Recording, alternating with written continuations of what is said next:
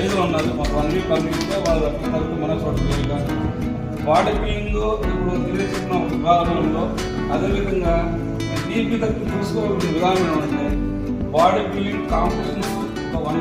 1 month లేదా 2 weeks ఉన్నప్పుడు మనం బాడీ బిల్డింగ్ తీసుకోవాల్సిన జాగ్రత్త గురించి నేను దీనికి 2 మాటల్లో ఒక జూనియర్స్కి రాబోయే బాడీ బిల్డింగ్ క్రీడాకారులకి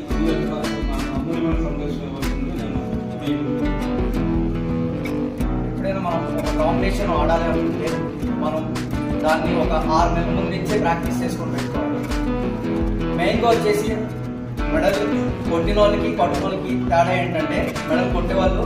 అది 6 నెలలు కానీ సంవత్సరం నుంచే వాళ్ళు ఒక టార్గెట్ పెట్టుకొని ఒక కాంపిటీషన్ కానీ నేషనల్లో మెడల్ కొట్టాలంటే